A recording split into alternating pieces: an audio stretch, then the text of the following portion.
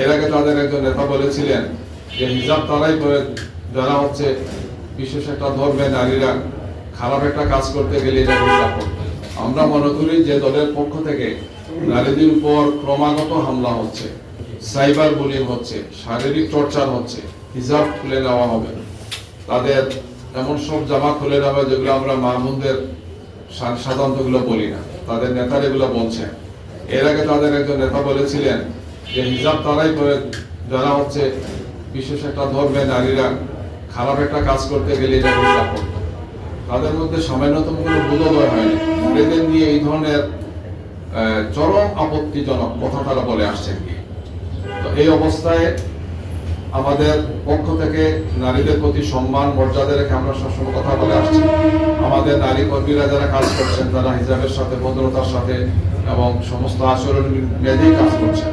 এরপরে তাদের উপর একের পর এক হামলা হচ্ছে এবং এই সময় এই প্রেক্ষাপটে এসে এই ধরনের পরিকল্পিত এবং ষড়যন্ত্রমূলক কাজ করা হয়েছে। আমাদের আমিরের টুইটার অ্যাকাউন্টটাকে হ্যাক করা হয়েছে এবং সেখানে যে পোস্ট দেওয়া হয়েছে সেটা বোঝাই যাচ্ছে যে এই সময় নির্বাচনকে সামনে রেখে আমাদের অবস্থানকে প্রশ্নবিদ্ধ করা একটা অপপ্রয়াস, এবং যেটা তারা করেছেন সেটা বঙ্গভবনের একটা অ্যাকাউন্ট আমরা গতকালকে আপনাদেরকে দেখিয়েছি, সেখান থেকে কাজটা করেছেন।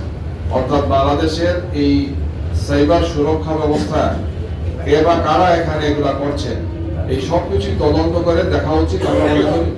আমরা জিডি করেছি, আমরা সংশ্লিষ্ট আইন শৃঙ্খলা বাহিনীর কর্মকর্তাদের সাথে যোগাযোগ করেছি, তারা তদন্ত করছেন। আমরা মনে করি যে দ্রুত তদন্ত করে যারা এর সাথে সম্পৃক্ত সংশ্লিষ্ট ছিলেন আছেন তাদেরকে বের করে আনা, তাদের পরিচয় বের করে আনা, আইনের মুখোমুখি করা, যাতে ভবিষ্যতে এই ধরনের কারো জাতীয় নেতৃবৃন্দ কারো যাতে এই ধরনের কোনো নিজস্ব যে সমস্ত আইডি গুলো আছে, যে ধরনের আইডি আমরা ইউজ করি না কেন, কোনো আইডি যাতে এই ধরনের হ্যাক করে জনগণের যাতে কোনো বিভ্রান্তি তৈরি করতে না পারে।